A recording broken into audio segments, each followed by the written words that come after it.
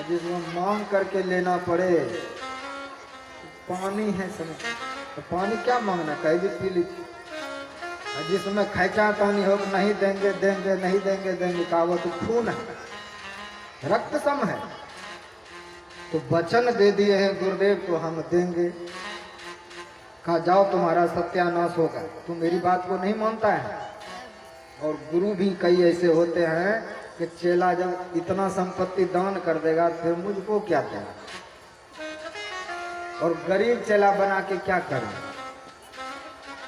इसलिए बड़े बड़े को जब चेला बनाते हैं तो गुरु भी बड़े बन जाते हैं तुरंत तुरंत। स्कॉर्पियो बड़े बड़े गाड़ी आ जाते हैं, महानता की ठिकाना नहीं रहता है। फिर धरती पर के वो महापुरुष सिद्ध हो जाते हैं वैभव के बल पर। तो इस तरह से समझाया कि तुम मत दो, ये कोई 52-53 नहीं है, साक्षात भगवान है। कहा भगवान है तो और अच्छी बात है। गुरु जी श्रापित दे करके वहां से निकल पड़े, और जब निकल पड़ते हैं तो भगवान कहते हैं कि देख राजा बलि देना है तो जल्दी देने तो मैं जाऊंगा। क्या नहीं प्रभु वचन दे दिया हूं, आप लीजिए। क्या ऐसे लीजिए नहीं, पहले लिखा पढ़ी करो, अर्थात संकल्प करो। संकल्प करने के लिए जैसे कमंडल उल्टाने लगे तो कमंडल का जो छेद था उसमें घुस करके शुक्राचार्य जी अपना आंख लगा के देख रहा है, तो ना पानी निकलने देंगे, ना संकल्प लेने देंगे, और ना दान देने देंगे। तो भगवान समझ गए कि गुरु घंटाल का ज्ञान तो आंख दृष्टि बढ़िया है, ज्ञान से मुझको पहचान लिया ये भगवान है, लेकिन वैराग दृष्टि इतना खराब है कि ये दान देने में भी रोक रहा है। इतना दान क्यों दे रहा है, सब संपत्ति नष्ट हो जाएगी। तो भगवान जो अपने कांख में कूस का आसन रखे थे उसको खींच के निकाला। कहा राजन लगता है कि इसमें कुछ गदरी फंसे, लो इसको साफ कर दो थोड़ा। तो चेले के हाथों से ही तो जो साफ करने लगे तो एक आंख ही गोविंदाय नमो नमः, एक आंख जब फूट गया तो बाहर निकले आंख से रक्त बहते हुए। कहा गुरु जी आप कहाँ, मैं इसमें था। गुरु जी का आंख फूटा। भगवान ने कहा एक दृष्टि करे संसारे जाना, एक दृष्टि से देखो दुनिया को, दो दृष्टि से क्यों देखते हो। भगवान श्री राम ने जब इंद्र का बेटा जयंत चोंच हती भागा, सीता जी को चोंच मार के भागा था, तो भगवान ने भी एक आंख फोड़ दिया था। एक नयन करी तजा भवानी, भगवान शिव कहते हैं यद्यपि वो कागा मरने लायक था, लेकिन भगवान राम ने दया करके एक आंख फोड़ दिया कि एक आंख से देखो। इसलिए कौवा को एक ही आंख होता है, एक ही दिन, कभी इस आंख से देखता है वही उलट के फिर इसमें आ जाता है। तो एक आंख से देखो सबको, जिस आंख से माँ को देखते हो उसी आंख से पर स्त्री को देखो, उसमें मातृवत परदारी सुपर द्रव्यानि लोष्टवत। एक दृष्टि जिसका होगा वही भक्त हो पाएगा, एक दृष्टि जो भीतर में साध लेगा वही साधक होगा, एक बिंदु को जो प्राप्त कर लेगा वही दिवात्मा हो जाएगा, एक परमात्मा को जो प्राप्त कर लिया वही मुक्त होगा। तो एक पर एक गुरु को जो मान लेगा, एक एक है अनेक नहीं है, भीतर में अनेकों चीज हैं, लेकिन एक बिंदुता धरना है सिर्फ साधक के लिए। गुरु के 1000 तस्वीर है, एक तस्वीर को धरना है। संसार में 1000 नाम है, एक नाम को धरना है। एक एक करते करते तब एक दृष्टि होगी, अनेकता में अनेकता होगी। माँ को किसी और दृष्टि से देखेंगे, पराई की और दृष्टि से देखेंगे, एक दृष्टि से देखिए दुनिया को, तब हम एक को जान पाएंगे। तो गुरु घंटाल तो भागे अपना फूटा लेकर के, और इधर राजा बलि ने तुरंत संकल्प लिया, और जैसे संकल्प लेने लगे लिए कि भगवान तुरंत अपना शरीर बढ़ाने लगे। बढ़ाते बढ़ाते सीधे ब्रह्मा के लोक तक उसका सिर पहुंच गए, और ब्रह्मा के लोक तक जब सिर पहुंचा, गोस्वामी जी लिखते हैं शीश पाताल चरण, शीश पाताल चरण अजधामा। तो चरण जो है कहाँ चला गया, चरण पाताल शीश अजधामा, सीधे पाताल गया चरण, और शीश ब्रह्मा के लोक तक इतना विशाल रूप धारण किया, और एक चरण में पूरे धरती को नाप लिया, दूसरे चरण में ब्रह्मलोक तक पहुंच गया। कहा राजन तूने 3 पग भूमि देने की बात कही, और अब तुम्हारे पास कुछ भी नहीं बचा है, पूरा तीनों लोक मैंने ले लिया है, अब तुम क्या करोगे बताओ। तो राजा बलि फिर भी अपने धैर्य को नहीं छोड़ते। धीरज धर्म, धर्म के प्रति धैर्य कितना है राजा बलि के भीतर। कहते प्रभु अभी तो आपने मेरा संपत्ति लिया है, और संपत्ति से बड़ा संपत्ति वाला होता मैं अभी हूं, इसीलिए तीसरा कदम मेरे सिर पर रख दीजिए। पदानि त्रीणि दैत्येंद्र समितानि पदाम ममः। हे प्रभु तीसरा चरण मेरे सिर पर रख दीजिए, और तन मन धन आत्म सब आपके चरणों में अर्पण है। गुरुदेव कहते हैं तन मन धन आत्म करे अर्पण में ही आज तरे।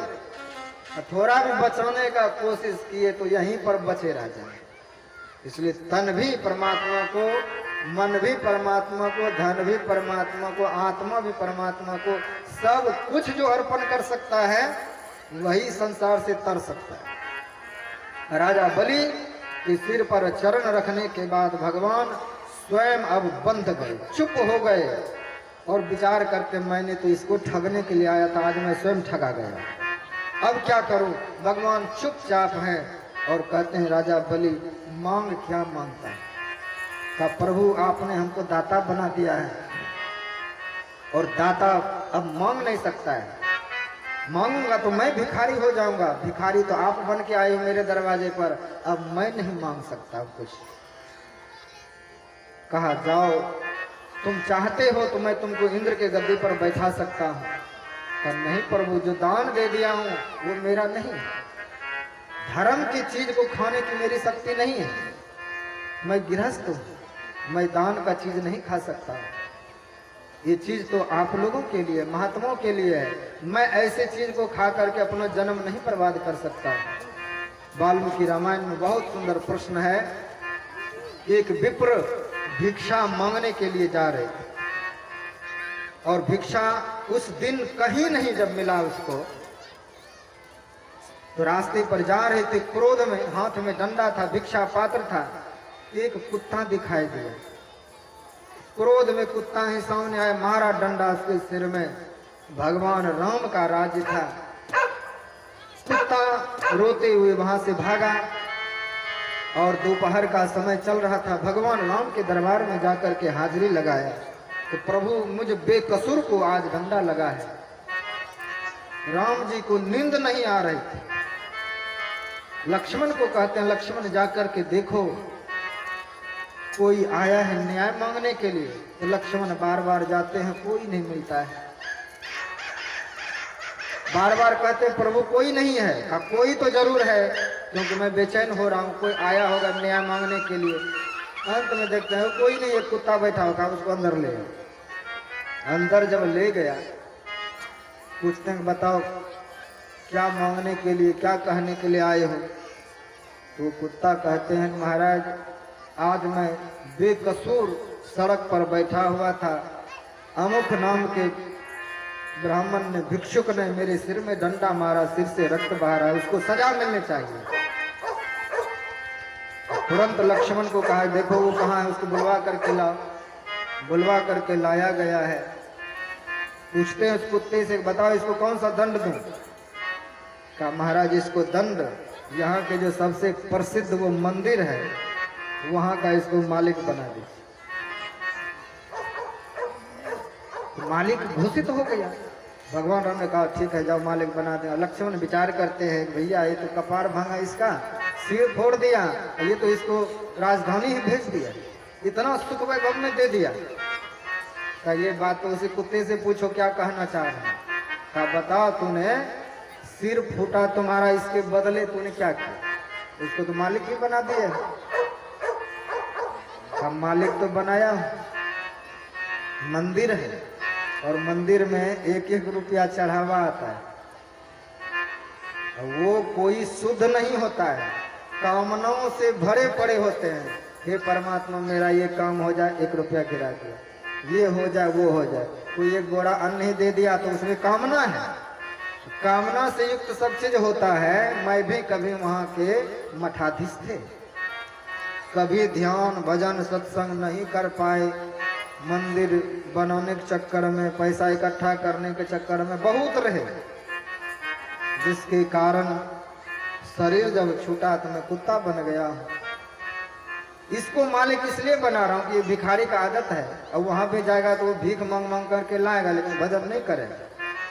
अब भजन जब नहीं करेगा तो वो भी कुत्ता बनेगा। अब कुत्ता बनेगा तो पता चलेगा कुत्तों के पास क्या मजबूरी होता है। तो लक्ष्मण जी समझ गए, ये अभी दिख रहा है ये मालिक, लेकिन आगे ये कुत्ता बनेगा।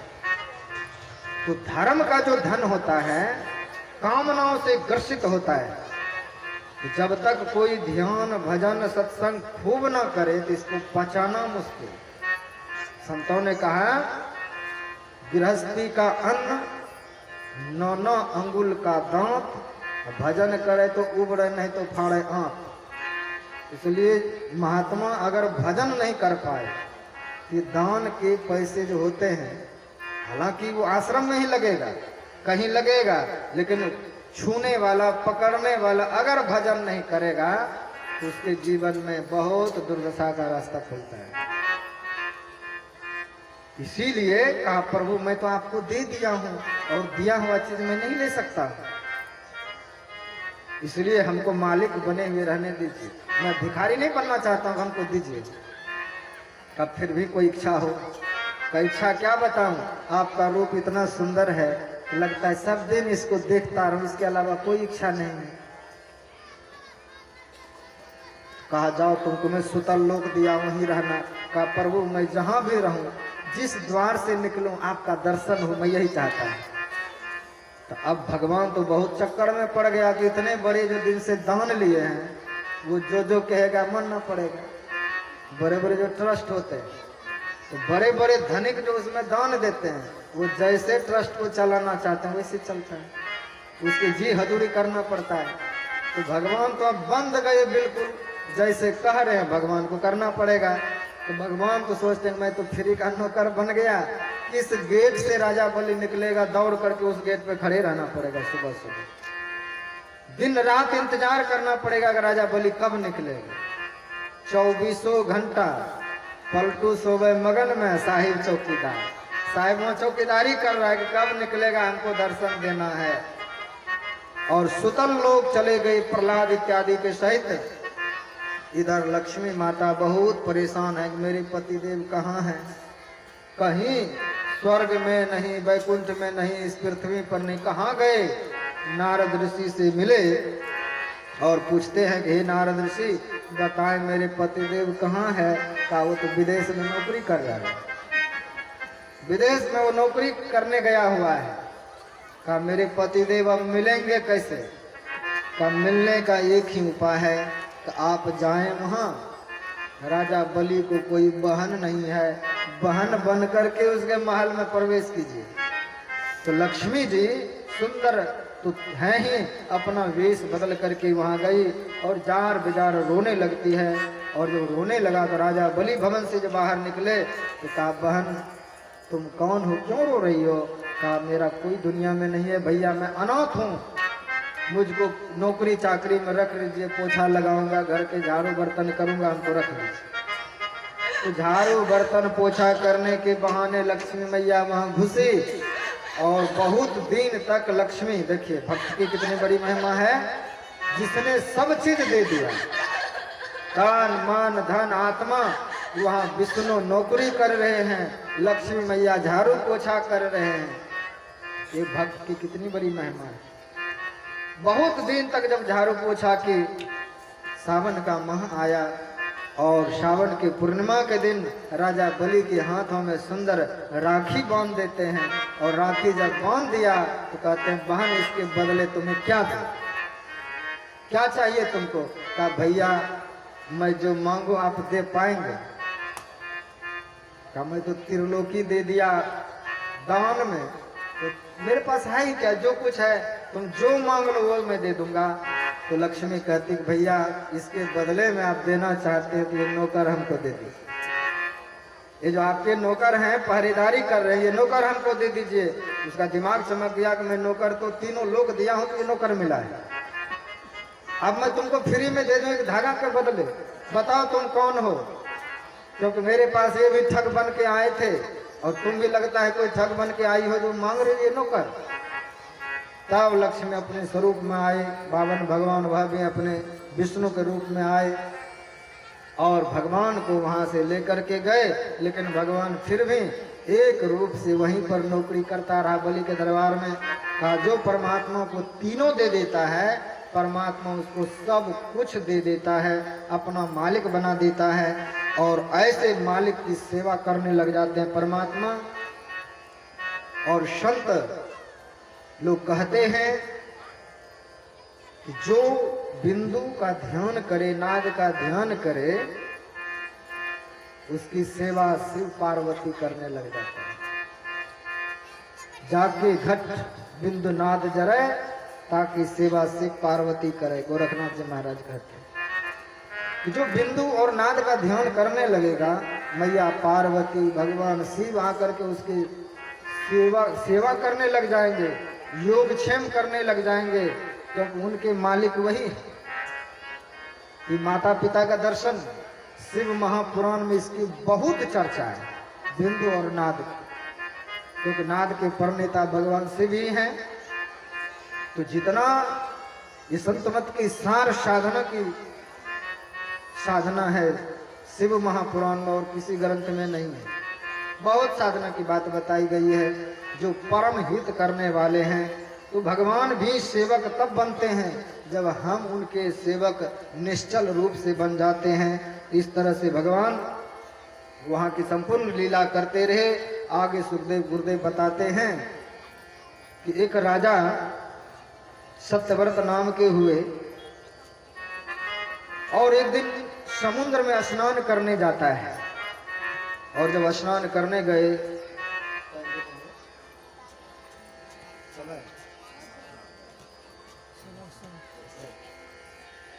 तो जब गए हैं स्नान करने के लिए तो राजा की परीक्षा हुई कि इसमें कितना दया धर्म है।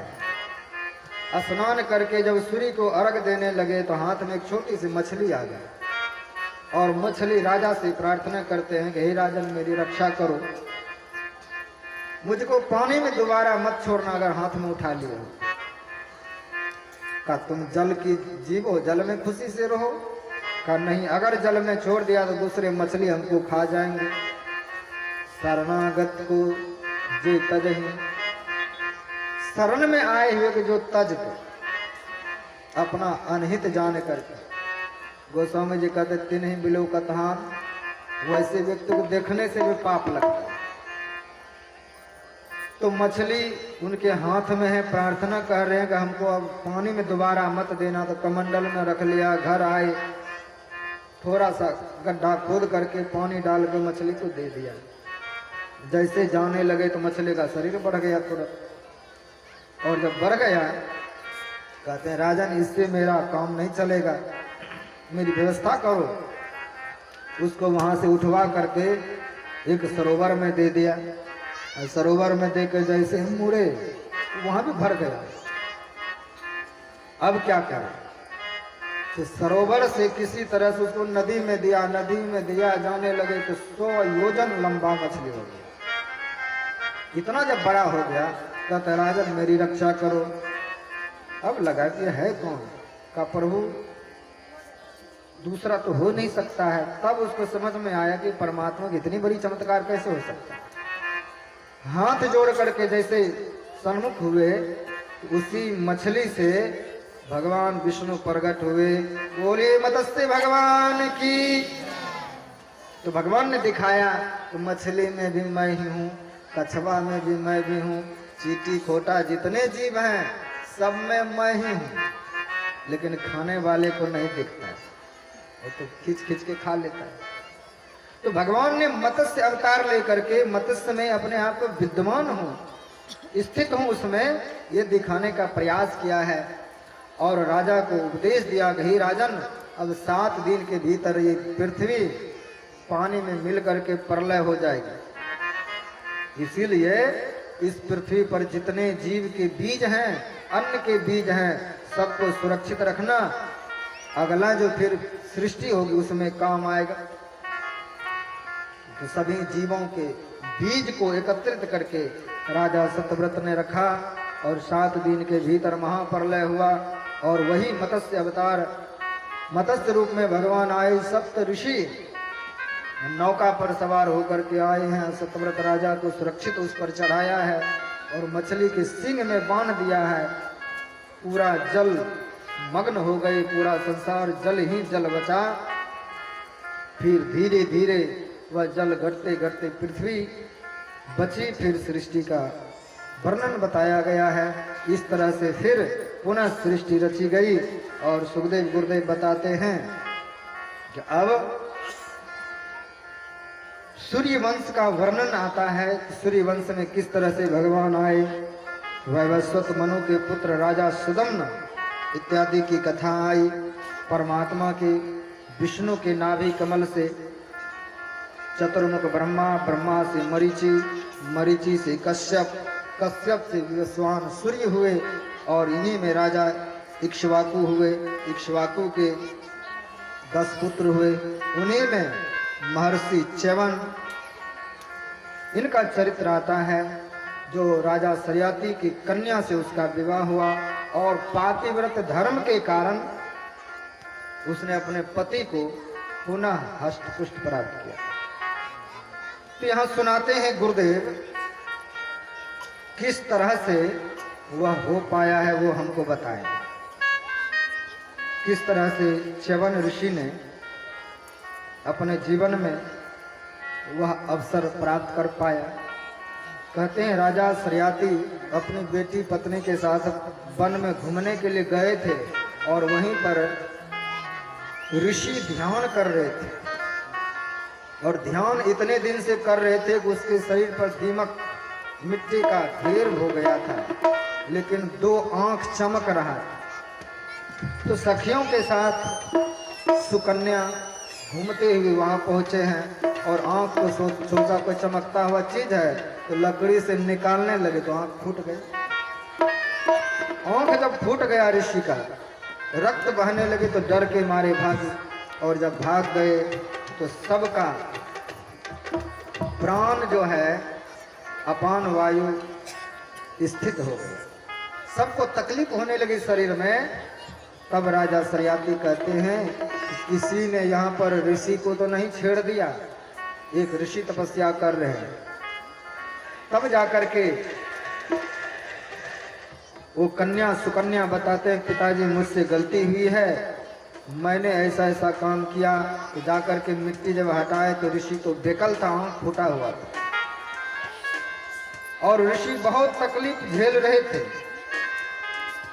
तब सुकन्या कहते हैं हे पिताजी आप हमको इसी को प्रदान कर दीजिए, क्योंकि मैंने आंख फोड़ा है और ऋषि अब जिएंगे कैसे। तो राजा सरियाती बहुत दुखी हुआ कि यह मरणासन्न ऋषि हैं, आंख फूटा हुआ अंधे ऋषि, कहाँ मेरी सुकुमारी कन्या कैसे समर्पित करूं, क्योंकि मेरी बेटी का जिंदगी का सवाल है। और सुकन्या सोचती है कि अगर मैं ऐसा नहीं किया मेरे पिताजी को श्राप दे देंगे तो पूरा नष्ट हो जाएगा। अंत में अपनी पुत्री को वहां सौंप करके राजा चले गए हैं और भगवान सूर्य के पुत्र अश्विनी कुमार दोनों भाई एक दिन आए हैं उनकी परीक्षा लेने के लिए। तो परीक्षा में उत्तीर्ण हो गई और उत्तीर्ण हो गई तब जाकर के बताया गया है अपने पति को लाओ, उसको बुला करके लाया गया। तीनों एक ही तालाब में सरोवर में स्नान किया, एक ही रूप में प्रकट हुआ तीनों युवा अवस्था में। युवा अवस्था में जब प्रकट हुआ है तो कहा है देवी चुन लो तीनों में से तुम्हारा कौन पति, तीनों में से कौन तुम्हारा पति है। तब सुकन्या पातिव्रत धर्म की जो निष्ठा से पालन किया था, गुरु के बताए हुए मंत्र से जो ध्यान किया था, आंख बंद करके ध्यान करके अपने गुरु की आराधना करते हैं कि हे गुरुदेव इस धर्म संकट में हमारी रक्षा कीजिए, मेरे कौन से पतिदेव हैं। तब संकेत मिला और उसको हाथ पकड़ करके बाहर लाए। अश्विनी कुमार प्रसन्न हुए और उन्हीं ऋषि को जो च्यवन प्राश खिलाए हैं और च्यवन प्राश जो बना करके दिए, तब से च्यवन प्राश का प्रचार है। कि जिसको खिलाने के बाद क्या से क्या होता था। लेकिन आजकल तो शकरकंद का च्यवनप्राश है, उसमें कितना शक्ति हो, तो सब कुछ गड़बड़ सरबड़ हो रहा है। तो कहाँ से च्यवनप्राश कैसा था कि उस ऋषि के आंख आ गए, शरीर कैसे हो गए। और बाद में जब राजा मिलने के लिए आए हैं तो अपनी पुत्री को देख करके बहुत गाली बके, कहा तूने मेरा धर्म बर्बाद कर दिया, नष्ट कर दिया। तुमको तो ऋषि के पास डर करके गए थे, किस जार पुरुष को ले आए, बुरा समझ के उसको छोड़ दिया। बहुत बके हैं। तब सुकन्या कहती नहीं पिताजी, मैं अपने तप के बल पर, पातिव्रत धर्म के बल पर, ये वही ऋषि हैं जो मरणासन थे, मैं अपने पातिव्रत धर्म पर इस पति को युवा बनाया हूं, ये मेरा पति है, युवा अवस्था को लाया हूं। तो पातिव्रत धर्म की यहाँ पर बहुत बड़ी महिमा गाया गया है। इक्ष्वाकु कुल में एक नभग नाम के राजा थे, उसका बेटा नभाग। तो ये जब पढ़ने के लिए गुरुकुल गए हैं तो इधर और जो इनके भाई थे, सब भाइयों ने सब संपत्ति बांट दी। और जब ये गुरुकुल से लौट करके आए तो सब भाइयों ने कहा देखो जी, संपत्ति घर द्वार हम सब ने बांट लिए, तुम्हारी तो याद ही नहीं आया, तो सब कुछ बटा गया है और तुम्हारे हिस्से में पिताजी का अलावा कुछ भी नहीं। तब भी लोग चालाक हुआ करते। तो पिताजी के पास चले गए, पिताजी मेरे हिस्से में तो अकेले आप आए हो, संपत्ति घर द्वार सब तो बांट लिया है सब बड़े भैया सब ने। कहा बेटा जाओ संपत्ति लो, वो लोग चालाकी कर रहा है, तुमको बेवकूफ बना रहा है, जाओ मांगो उनसे। कहा अब नहीं मांग सकता, वो सबने बांट लिया है। कहा चलो तुम अगर मेरे हिस्से में हो तो रहो। कहा देखो पुत्र, यहाँ से दूर ब्राह्मण लोग यज्ञ कर रहा है और उस यज्ञ में ब्राह्मण लोग गलती कर रहा है, सूत्र को ठीक ढंग से नहीं बोल रहा है, तो जजमान स्वर्ग नहीं जा रहा है। अब तुम पढ़े लिखे हो, अगर तुम ठीक ठीक से यज्ञ करा दो, जजमान अगर स्वर्ग चला जाएगा तो तुमको सब संपत्ति दे देगा। तो नभाग जो था वह बहुत प्रसन्न हुआ और पिताजी की आज्ञा में रहते हुए खाली हाथ गए हैं और यज्ञ में जाकर के ठीक ठीक मंत्र का उच्चारण करवाए। तो तुम लोग गलती कर रहे हो विप्रदेव, ऐसे मंत्र बोलो। तो शुद्ध मंत्र बोला है तो जजमान सीधे स्वर्ग जाने लगे। तो स्वर्ग जाते हुए कहा कि राज संपत्ति वैभव सब आपका हो गया, अब मैं जा रहा हूँ इस धरती को छोड़कर। जब जाने लगे सब संपत्ति पर जब इसने हाथ डालने लगा, सब संपत्ति मेरा लेने लगा, एक काला काला पुरुष वहां प्रकट हुआ। कहा सावधान, ये संपत्ति को नहीं छू सकते हो। कहा यही तो जजमान ने कहा था। कहा जजमान ने तो कहा था, लेकिन संपत्ति ये मेरी है, नहीं विश्वास है, पिता से जाकर पूछ। तो पिता के पास लौट करके नभाग गए हैं और अपने पिताजी को कहते हैं पिताजी वहां तो कोई काला काला पुरुष प्रकट हुआ, बोला मेरी संपत्ति है। तो उसके पिताजी ने कहा हाँ पुत्र, यज्ञ से बचा हुआ संपत्ति तो भगवान शिव के होते हैं, क्योंकि उसके ससुर ने तो श्राप दिया था कि तुमको किसी यज्ञ में भाग नहीं होगा। फिर जब ससुर जी के सिर बकरे का लगाया तब निर्णय हुआ था यज्ञ में जितना माल खजाना बचेगा सब भगवान शिव के हक में जाएगा। और भगवान शिव के जो यति हैं, सन्यासी हैं, फिर वो उसका उपभोग करते हैं, भगवान शिव क्या करेंगे। तो नभाग ने जाकर के ठीक ठीक बात बता दिया कि हाँ प्रभु ये सब आपके हैं, मेरे पिताजी ने ऐसा ही कहा। तो सत्य बोलने वाले देखिए, पिता सत्य बोला, बेटा भी जाके सत्य ही बोला, संपत्ति का लोभ नहीं किया, सत्य जब बोला बाप बेटा दोनों, तो भगवान से बहुत प्रसन्न हुए और अपने रूप में प्रकट हुए। कहा पुत्र ये सब ले जाओ, क्योंकि मैं तो सिर्फ सत्यवादियों का हूँ, सत्य बोलने वाले का मैं हूँ, झूठों का मैं अनुसरण नहीं करता हूँ। तो सत्यम शिवम सुंदरम, ऐसे जो भगवान शिव हैं जो सत्य बोलते हैं, जो एक बार झूठ बोली उसकी पत्नी जिसको जांघों पर रखते थे उसको त्याग दिया उसने। और शिव महापुराण में विचित्र ही बात है, झूठ बोला ब्रह्मा तो उसका सिर काट दिया, झूठ बोलने मात्र। तो हम लोग दिन भर झूठ बोलें, क्या शिव प्रसन्न होगा? नहीं हो सकता है। इसलिए सत्य का अनुसरण करें तो नाभाग इतनी बड़ी संपत्ति लेकर के बहुत बड़ा राज्य का विस्तार हो गया। देखिए यहाँ पर पितृभक्ति का भी प्रसंग आता है कि सब भाइयों ने धन संपत्ति बांट लिया। ये नाभाग पिता के वचन पर रहे तो उन सब भाइयों से ज्यादा ये आकाश छूने लग गया धन संपत्ति में थोड़े ही दिन। तो पितृभक्ति, माता पिता का भक्त होना, और नहीं हुए तो भगवान शिव कहते हैं वही राक्षस। मो नहीं मात पिता नहीं देवा, साधुन शंकर वाहिनी सेवा, जिनके यहाँ आचरण भवानी, तेज और निश्चन संप्राण का वही निशाचर है जो माँ बाप को ना माने। क्योंकि सब माँ बाप एक दिन बनेंगे, आप नहीं मानोगे तो आपको कौन मानेगा? क्योंकि आगे आगे का जनरेशन और होशियार होता जाएगा, बहुत ज्यादा, बहुत तीव्र गति से आगे बढ़ेगा। आप जब माँ बाप की सेवा नहीं करोगे तो आपका भी कोई नहीं सेवा करने वाला होगा।